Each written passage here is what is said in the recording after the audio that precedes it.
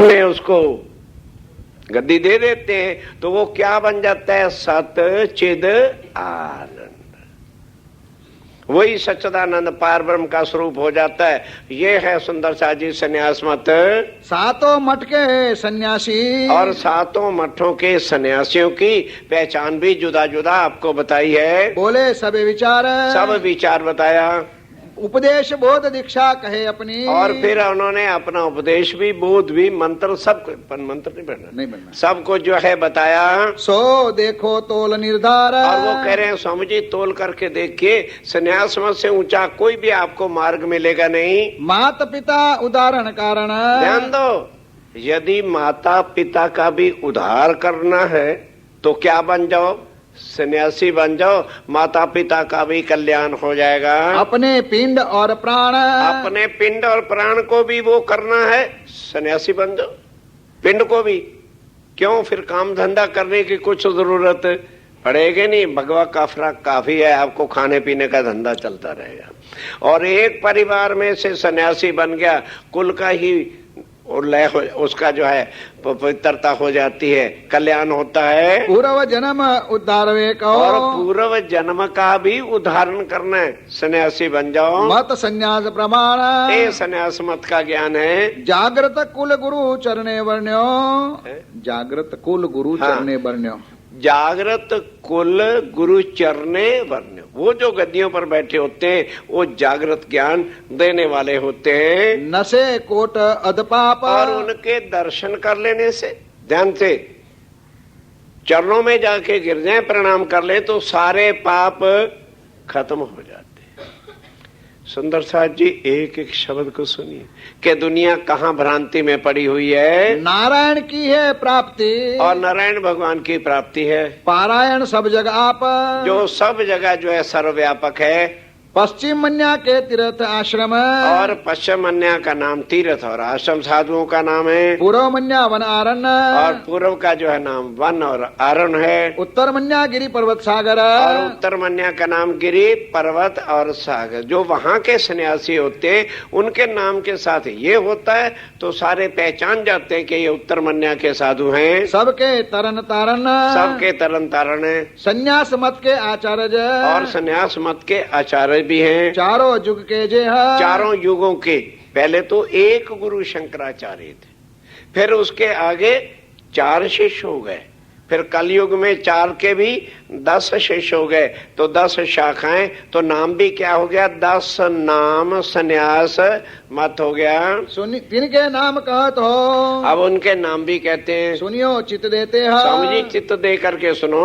ब्रह्मा विष्णु रुद्र सतयुग में, और सतयुग में ब्रह्मा विष्णु ये सतयुग में थे। त्रेता युग में 3, और त्रेता युग में 3 हुए। वशिष्ठ शक्ति पराशर, विशिष्ट शक्त और पराशर। ये देखो तुम चिन्ह। स्वामी जी विचार करके देखिए। द्वापर युग में 2 आचार्य, और द्वापर युग में 2 आचार्य थे। व्यास सुखदेव नाम, व्यास और सुखदेव जी महाराज। कलयुग में पुनीत 3 है। और कलयुग में पुनः 3 है। गौड़ गोविंद शंकर ठाम, गौड़ गोविंद और शंकराचार्य। शंकराचार्य जगह 4 शिष्य भये। और शंकराचार्य के फिर 4 शिष्य हो गए। 3 में ब्रह्मचार्य 1, उनमें एक ब्रह्माचार्य, दूजे पद्माचार्य, दूसरा पद्माचार्य, तीजे नरा टोटकाचार्य, और तीसरा नरा टोटकाचार्य है। चौथे श्रृंगी ऋषि कहे, चौथे श्रृंगी ऋषि हुए। ये शंकराचार्य जी के 4 शिष्य हुए हैं। चारों के हैं शिष्य 10, और आगे इन चारों के फिर 10 शिष्य हुए हैं। सोई 10 नाम संन्यास है। इनसे जो है हमारे संन्यास मत का 10 नाम संन्यास मत चल पड़ा। मार्ग बांध लियो जस, हमने मार्ग बना लिया है। श्रृंगी ऋषि के उद्वाचार्य, और शंकर ऋषि जी के उदाचार्य। तिनके सरस्वती भारती पुरी, इनके सरस्वती भारती और पुरी हुए हैं। ये 10 नाम विस्तार कलयुग में, ये 10 नाम का विस्तार कलयुग में है। संन्यास संप्रदाय प्रकट करी, ये संप्रदाय प्रकट करी। अब बोलो, एक मामूली सा ज्ञान रखने वाला भी आदमी सोचेगा कि धरती पर, पृथ्वी पर, पहाड़ों के, नदियों के पूजने से क्या आत्म का कल्याण होगा? क्या जन्म मरण से छुटकारा होगा? क्या सठ दर्शन बोले तबे, तब खट दर्शन। ये समझने वाली चीज है सुंदर साहब। 4 वेद हैं और 4 वेदों के 6 दर्शन हैं। चाहे 4 वेद पढ़ लो, लेकिन 4 वेद इतनी गहरी संस्कृत में लिखा हुआ है, आज दिन तक रावण के बिना किसी ने शुद्ध उच्चारण वेदों का किया ही नहीं। क्यों? एक ही चरण का एक शब्द, कहीं इधर है तो कहीं इधर है, कहीं आ पूरा है तो कहीं छोटा आ की मात्रा है, कहीं बिंदी दी हुई है, इसलिए शुद्ध उच्चारण होता ही नहीं है। प्राचीन हम मत, और प्राचीन है क्योंकि सृष्टि में सबसे पहले ज्ञान वेदों के द्वारा ही आया। अब जब ऋषियों ने देखा कि भाई कोई इसको समझ नहीं पा रहा है, तो सब ने मिलकर 6 ऋषियों ने इसके 6 शास्त्र बना दिए। सो देखो तुम समझ के, समझे, अब उसे समझ के देखो। भगवत प्राप्त सत्ता, तब आपको भगवत माने परब्रह्म परमात्मा की प्राप्ति निश्चय करके हो जाएगी। चतुर्मुखी ब्रह्मा सदा। अब ध्यान से सुनो, 6 शास्त्र 4 वेद कहाँ से आए? ब्रह्मा जी के 4 मुख पूर्व पश्चिम उत्तर दक्षिण के हैं। 4 वेद नित्यान, वहां से 4 वेदों का उच्चारण नित्यान होता रहता है। अध्ययन और निष्करें, और अहनिश दिन और रात उसका उच्चारण होता है। पूर्व मुखे रुगजान। ध्यान के साथ, पूर्व मुख से कौन सा वेद? ऋग्वेद पूर्व मुख से होता है। अध्ययन उत्तर मुखे, और उत्तर मुख से जो है कौन सा वेद बोला जाता है? करे अथर्वण वेद। ये अथर्वण वेद ब्रह्मा जी बोलते हैं। पश्चिम मुख से बोल ही, और पश्चिम मुख से जो है बोला जाता है ब्रह्मा जी यजुर्वेद के भेद। यजुर्वेद के वेद यजुर्वेद बोलते हैं। दक्षिण मुख से उतरे, और दक्षिण मुख से जो है कौन सा वेद होता है? श्याम वेद नित्यान। श्याम वेद। चारों मुखों से 4 वेदों का उच्चारण ब्रह्मा जी करते ही रहते हैं। तिनके खट अंग है सही, इनके 6 अंग हैं जिनको 6 शास्त्र कहते हैं। उनका सरल ज्ञान 6 शास्त्रों में है। प्रकट भय मुख पूर्वते। अब ध्यान दो, पूर्व मुख से कौन से शास्त्र बने? नैयायिक दर्शन, न्यायिक दर्शन, ये पहला शास्त्र है। पश्चिम मुख से प्रकट है, और पश्चिम मुख से 3 शास्त्र बने। इनके कहो वचन। अब उनके वचन सुनो। पातांजल और सांख्य मत। पातांजल और सांख्य मत। वैशेषिक बलवान और विशेषक, विशेषक पातांजल और सांख्य मत, ये पश्चिम मुख से है। पश्चिम मुख से प्रकट है, ये पश्चिम मुख से प्रकट है। 3 शास्त्र ये जान, ये 3 शास्त्र हैं। मीमांसा दर्शन चतुर, और मीमांसा दर्शन जो है वो 5वां, एक पूर्व से, 3 पश्चिम से, और एक मीमांसा दर्शन है। दक्षिण मुख से होय। दक्षिण मीमांसा दर्शन जो है चतुर है। दक्षिण मुख से होय, ये दक्षिण मुख से होता है। अति निर्मल वेदांत मत। स्वामी जी, वेदांत मत अति निर्मल है, ये उनके शास्त्रों के मुनि आचार्य कह रहे हैं। उत्तर मुख से सोए, ये उत्तर मुख से हुआ है। ये विध खट दर्शन, ये 6 दर्शन, इस तरह से 4 वेद या 6 दर्शन। एक एक शब्द सुनोगे सब समय लग जाएगी। इनके कहो प्रमाण, अब इनके प्रमाण लो। खट आचार्य है सही। अब ये 6 दर्शन बने हैं तो अपने आप तो नहीं बन गए, 6 इनके आचार्य हैं, ऋषि हैं जिन्होंने ये बनाए हैं। नाम सुनोते ही गान, अब उनके नाम सुनो। गौतम ते प्रत्यक्ष हुआ। गौतम ऋषि ने कौन सा शास्त्र बनाया? न्याय शास्त्र प्रकाश, जो पहला शास्त्र है। न्यायिक शास्त्र जो है वो गौतम ऋषि ने बनाया है। मीमांसा 2 मिल कही, मीमांसा को 2 ऋषियों ने मिलकर के कहा है। जय मुनि जी और व्यास। जय मुनि जी और व्यास। कर्म विवेक जय मुन कहो। कर्म विवेक जय मुन ने कहा है। शारीरिक कृत व्यास, शरीर कर्म कांड का जाल जो फैसाया है ये व्यास जी ने किया है। मीमांसा की 2 विध, और मीमांसा की 2 विधि है। कही तुम्हें प्रकाश। है स्वामी जी, एक एक चीज आपसे हम कह रहे हैं। कपिल देव ते सांख्य है, और कपिल देव ने कौन सा शास्त्र बनाया? सांख्य दर्शन है। पातांजल मतशेष, और मैं पैतांजल जो है वो मतशेष है। कर्णदेव वैशेषिक, और कर्ण देव ने जो है किसको बनाया? वैशेषिक। हाँ, विशेषक दर्शन है। शिव वेदांत उपदेश, और शिव को शिव ने वेदांत उपदेश बनाया। ये आचार्य मूल है। ये 6 शास्त्रों के 6 आचार्य हैं। शास्त्र के लेख ये उनके लिखने वाले हैं। वाद चतुर को करत है। ये 6 के 6 शास्त्र 4 वेद की ही बात करते, इससे बाहर नहीं करते। भिन्न भिन्न मत देख, इनका मत जो है वो जुदा जुदा है। 6 शास्त्रों की बात अलग अलग है। नैयायिक दर्शन की अब न्यायिक दर्शन जो है वेदवादविद आए। अब वो समझाते। पहला शास्त्र कौन सा था? न्यायिक शास्त्र। अब उसकी जो बात बताते हैं, माया जीव ईश्वर त्रयी। ध्यान दो, हमेशा वेदों वाले और 6 शास्त्रों वाले क्या बोलते रहते? हरे ओम,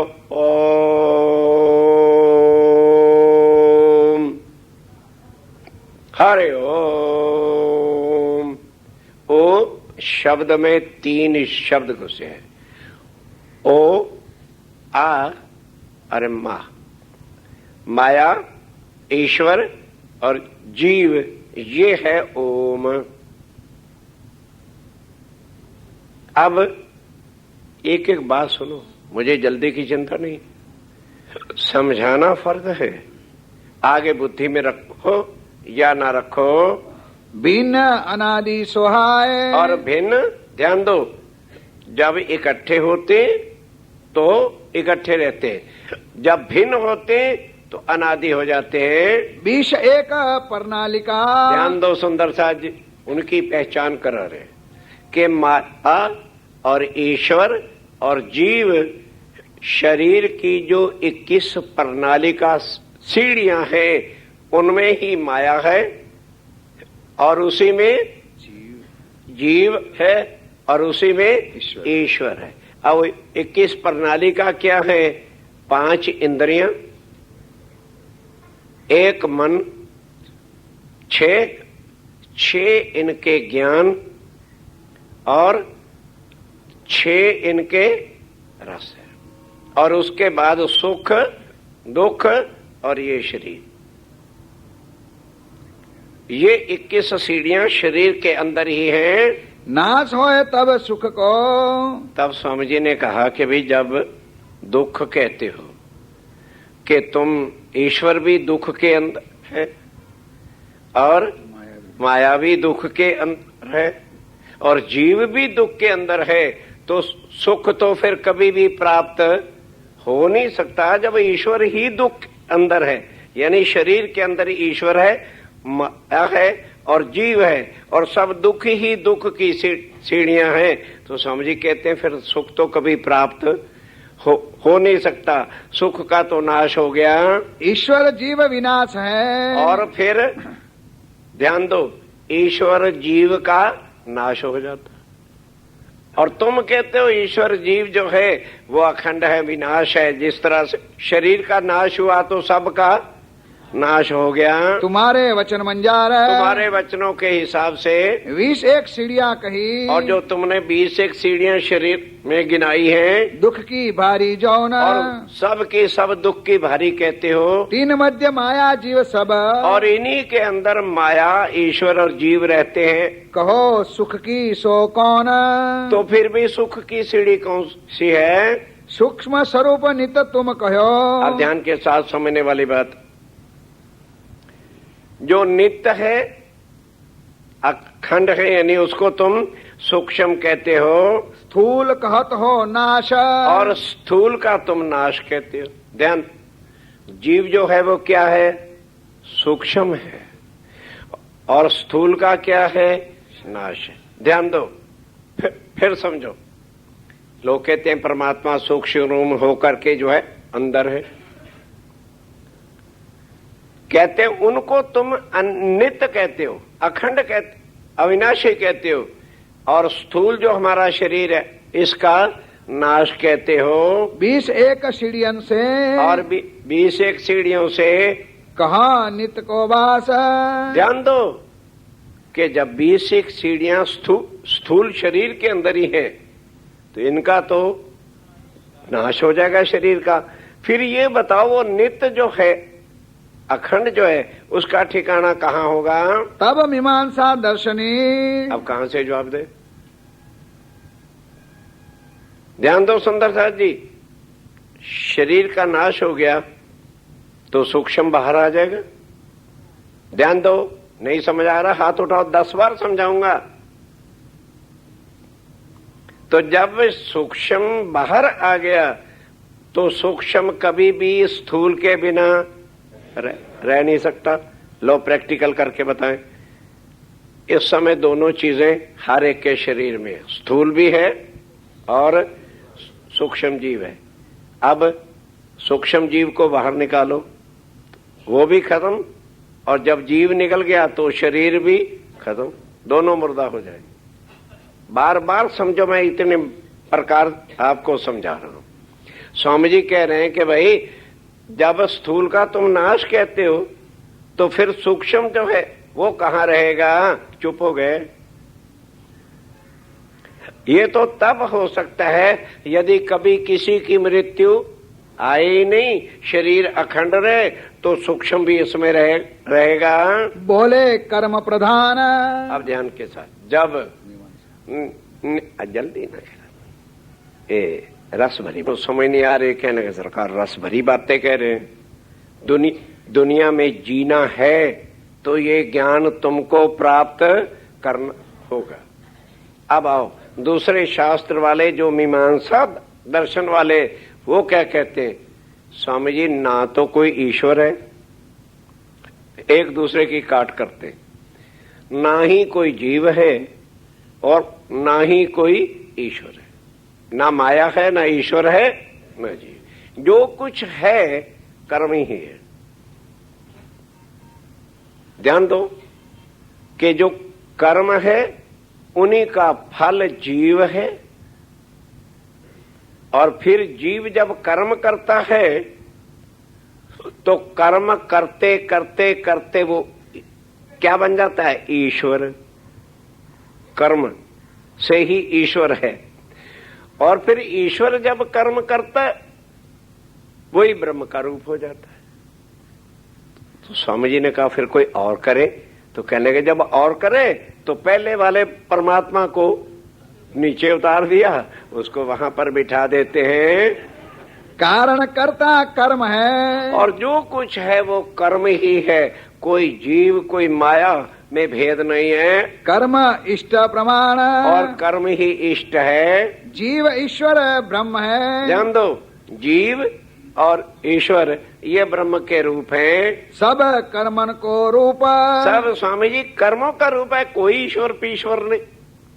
ये कर्मों की एक डिग्री है, और उसके बाद और भी ऊंचा कर्म करे वो ब्रह्म हो जाता है। कर्म बिना कछु और नहीं, कर्म बिना कुछ और है ही नहीं। इसलिए मीमांसा दर्शन वाले ईश्वर को कुछ भी मानते नहीं, कर्म को ही सब कुछ मानते हैं। सदा अनादि अनूप। और कर्म जो है, अब ध्यान दो, पकड़ जाएंगे कि कर्म ही अनादि है और कर्म ही अखंड है। श्री जी बोले प्रश्न तब स्वामी जी ने क्या प्रश्न किया? कर्म विषय है भ्रांत।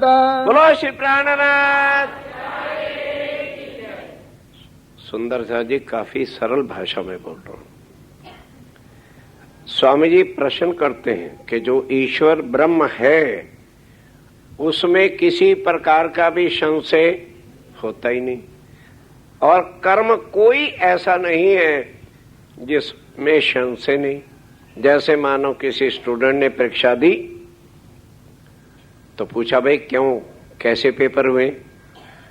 कहले पेपर तो ठीक हो गए, पर रिजल्ट आने पर पता चलेगा कि कैसा हुआ। तब तक वह कर्म संशय के अंदर है। हाँ, किसी ने फैक्ट्री चलाई, दोस्त यार पूछते हैं क्यों भाई फैक्ट्री कैसे चल रही है? कहने लगे चल तो अच्छी रही है, साल के बाद देखेंगे नफा आता है कि नुकसान होता है। उधर क्या होता है, एक नौजवान की शादी हो गई, उसके घर बच्चा भी होने वाला हो गया, तो दूसरे दोस्त पूछते हैं क्या भाई लड़का होएगा कि लड़की? कहने लगे मैं क्या बताऊं क्या होएगा, वो जब हो जाएगा तभी तो बताऊंगा, तब तक निश्चय कुछ नहीं। हर कर्म जो है उसके अंदर संशय भरा हुआ है। स्वामी जी कहते हैं कर्म के अंदर भ्रांति होती है और सच्चिदानंद ब्रह्म के अंदर कोई भ्रांति है ही नहीं। ब्रह्म अखंड स्वरूप है। और ब्रह्म जो है, दूसरी बात दूसरी तरफ से स्वामी जी काटते हैं कि ब्रह्म जो है वो अखंड है और कर्म कोई भी अखंड हो ही नहीं सकता। मानो पानी पीना शुरू किया तो क्या सारी उम्र पानी ही पीते रह जाएंगे क्या? और मानो कर्म खाना शुरू किया तो दूसरी इच्छा खा के बंद कर देंगे। लेकिन जो पार ब्रह्म है वो अखंड है, अनादि है, सदा एक रस जाता। और वो जो अखंड सत्य है वो सदा एक रूप एक रस है और कर्म का एक रूप रह ही नहीं सकता। कभी पानी पीते, कभी खाना खाते, कभी सो जाते, कब जागृत हो जाते हैं। कर्म तहाँ उपजे खपे। ध्यान दो, कर्म वहाँ बनता और मिटता है, स्थिरता उनमें नहीं। उनमें स्थिरता नहीं है। अहंकार मन का अमल। और ध्यान दो, अहंकार जो है मन का अमल है, उससे ही कर्म बनता है। कर्म लगत है ताहे। वहाँ कर्म पैदा होता है। अहंकार मन जीव में। और अहंकार किस में है? मन में और जीव में है। जैसे खाना खा रहे हैं और लास्ट डेट महीने की आगे 30 या 31, एकदम याद आया, एकदम कर्म पैदा हुआ, अरे आज तो लास्ट डेट है और हमने बिल टेलीफोन का देना है। ये कर्म कहाँ से पैदा हुआ? मन और जीव से। स्वामी जी कहते हैं कर्म बनता और मिटता है। अब उसके बाद खाना भी आदमी छोड़ देता है तो भागता भी 12 बज गए, नहीं तो डबल चार्ज हो जाएगा।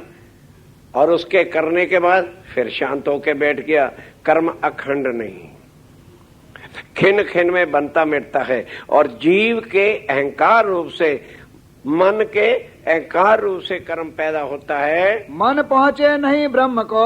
ध्यान दो, मन चित्त अहंकार से परमात्मा, अरे मन कर्म को नहीं, परमात्मा को नहीं पहुंच सकता। कर्म तहाँ क्यों है? इसलिए वहाँ कर्म ही नहीं हो सकता। माया ते पुनि रहित है। और माया से ब्रह्म रहित है।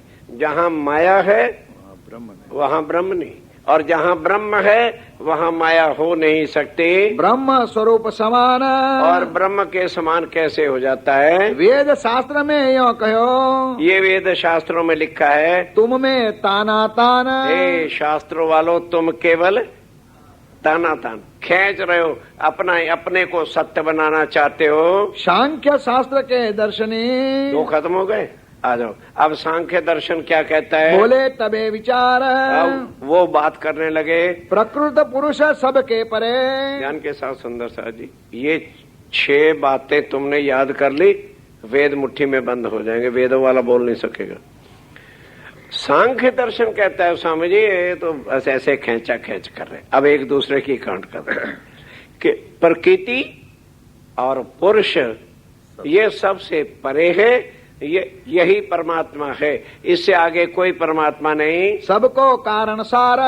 सबको वही कारण करने वाला है, बनाने वाला, मिटाने वाला है। प्रकृत पुरुष जब मिलत है। ध्यान दो, कह रहे महाराज जब प्रकृति और पुरुष मिलते हैं तो सृष्टि बन जाती है। जगत प्रकट तब हो। तब जगत प्रकट हो जाता है। भिन्न भय मिट जाता है। ध्यान दो, जब प्रकृति और पुरुष भिन्न अलग होते हैं तो सृष्टि का लय हो जाता है। हमरो मत यह सोए। ये हमारा सांख्य दर्शन का मत है। प्रकृति पुरुष ते कहत हो। ध्यान दो, अब स्वामी जी क्या कहते हैं? कभी अगर तुम प्रकृति पुरुष को कहते हो जगत भयो सब एहा कि जगत प्रकृति पुरुष के मिलने से बना है, सूरत दृष्टे तिमिर रहे। स्वामी जी कहते हैं तुम तो वो ज्ञान बता रहे हो कि सूरज भी निकला हुआ है और अंधेरी भी है। यही बड़ो संदेह। ये मेरे को संदेह है, जरा मिटा दो। महाप्रलय सब जगत को। ध्यान दो, तुम्हारे वेद और तुम्हारे शास्त्र क्या कहते हैं कि जगत का महाप्रलय होता है। प्रकृति पुरुष लोह है। ध्यान दो, प्रकृति और पुरुष तक माँ परले में अन्यास हो जाता है। रूप रहे नहीं प्रकृति को। ध्यान दो, सुंदर साथ जी समझने वाली बात है कि जब महाप्रलय होगा तो प्रकृति का कोई भी रूप रहेगा नहीं। मिले कहा ये दोए। ध्यान दो, और पुरुष का तुम रूप निराकार कहते हो, नहीं समझ आई? वो लोग पुरुष का रूप क्या कहते हैं? परमात्मा निराकार। स्वामी जी कहते हैं चलो आज तो सृष्टि है, जब सृष्टि का लय हो जाएगा तो सृष्टि का कोई रूप रहेगा नहीं, और पुरुष का रूप तुम मानते नहीं, फिर कौन किसको कहां मिलेगा? नहीं समझ आई? अरे भाई, इंसान के रूप होते हैं तो मिलते हैं, जब जिसका रूप ही नहीं तो वो किसको कहां मिलेगा? प्रकृति का रूप महाप्रलय में रहना नहीं, और परमात्मा का तुम रूप पहले मानते नहीं, फिर ये बताओ दोबारा सृष्टि कैसे बनेगी? कौन किसको कहां जाके मिलेगा? जो तुम अपनी बुद्धि कर। जरा स्वामी जी कहते हैं बुद्धि करके सोच के देखो, ढींगा ढांगी मत चलाओ। निराकार कहो ताही। तुम परमात्मा को निराकार कहते हो, तो मिलन कहो कैसे भयो? फिर दोनों का मिलन कैसे हो गया? दो भेद पुनी नाही। स्वामी जी कहते हैं जरा ये भेद बताओ। मिलता तो वही है जिसका स्वरूप होता है, और जिसका रूप ही नहीं है तो वो मिलेगा कैसे? और कैसे बना संसार? वैशेषक दर्शन तब बोले। चुप हो गए सांख्य दर्शन वाले। अब विशेषक दर्शन बोलता है सबको मूल काल मत खोले। कहने लगे स्वामी जी हम इसलिए नहीं बोल रहे थे कि पहले इनका अहंकार टूट जाए। सबका मूल काल है, अकाल। लोग कहते हैं ना कहीं हमारे हिंदुस्तान में रहना, सत श्री अकाल, उनका विषय आ गया कि परमात्मा कौन है? अकाल पुरुष। जब वो चाहता है संसार को खा लेता, एक ही बार अंदर समा लेता, और फिर जब चाहता है सृष्टि को बनाऊं तो बाहर निकाल के रख देता है। यही तो परमात्मा है, इससे आगे कोई परमात्मा नहीं। काल पाए उपजत है यही, और काल के ही पाने से ये सृष्टि जब वो चाहता है बना देता है। अकाल को ही लोग सत श्री अकाल परमात्मा मानते हैं। ख्याल खिलावत सबको ते ही, वही अपने ख्याल से खिलाता है और खा लेता है। सबको खाए करत है नासा, सबको खा करके नाश देता है। यही रूप ब्रह्म को वासा। स्वामी को कहते हैं महाराज यही ब्रह्म का रूप है, इससे आगे कोई ब्रह्म नहीं। श्रीजू प्रश्न कियो तब तिनको, तब स्वामी जी ने क्या प्रश्न किया? मूल कहत हो काल जो सबको। कह लगे भाई थोड़ा सा शक है, तुम जो मूल काल को ही परमात्मा कहते हो, वेद वाक्य मत काल को नाश, वेदों के हिसाब से काल का नाश है, तो तुम ही शास्त्र लेकर के और वेदों का काट कर रहे हो। काल रहित है ब्रह्म प्रकाश, और ब्रह्म कहाँ है? जहाँ काल कभी भी जा सकता नहीं, और जहाँ काल है वहाँ कभी ब्रह्म हो नहीं सकता। कहो श्रुति समृति के माही। कहते हैं महाराज अगर शास्त्रों से, सब स्वामी जी कह रहे हैं जरा श्रुति और समृतियों को पढ़ के देखो। काल तहाँ पहुँचत है नहीं, काल कभी भी वहाँ नहीं पहुँच सकता जहाँ पार ब्रह्म का ठिकाना है। काल पाए उपजे सो बिन से। अब ध्यान दो, काल से जो बनता और मिटता है ये बिंद से बनता है, ये ब्रह्म का रूप बिंद नहीं है। उत्पत लीन होए सब तीन से, और उसी में ही बनना मिटना लीन होना होता रहता है। ब्रह्म माही उत्पत लय नहीं। ध्यान दो, ब्रह्म के अंदर कभी भी बनना और मिटना होता ही नहीं, वो अखंड सत्य है, अनादि है, सबते दूर रहे सब माही, और सबसे दूर है। सबके माहे कैसे है कि सत अंग अपने हुक्म से इन बनाता और मिटाता, बस इतना सा संबंध है। कहो स्वरूप ब्रह्म को ऐसो, ये ब्रह्म का स्वरूप कहा है। तुम तो कहत हो सबलिक जैसो, तुम तो सबलिक जैसा बनना और मिटना ये काम करते हो। अंग सबलिक माया माही, सबलिक और अव्याकृत का अंग कहाँ है? के अंदर है, निर्विकार सब ही में नाही, और निर्विकार सबके अंदर है। होय काल मध्य ब्रह्म सो नाही, इस वास्ते काल के अंदर ब्रह्म नहीं हो सकता और ब्रह्म के अंदर काल हो नहीं सकता। निराकार तुम काले कहो, और तुम फिर काल को निराकार भी कहते हो, तैसो रूप ब्रह्म को लहो, ऐसा ब्रह्म का रूप बताते हो। तब बोले पातांजल ज्ञानी, तब पातांजल ज्ञानी 5वां शास्त्र बोल रहा है व्यापक ब्रह्म सकल मध्य जानी, कि स्वामी जी ब्रह्म जो है ना वो सब के अंदर किरणों के समान समाया हुआ है। यही भवन ब्रह्म को लेखो, और ये सारा भवन जो है पाताल से वैकुंठ तक व्यापक इत ही है तुम देखो। अभी बहुत टाइम है, जल्दी क्यों?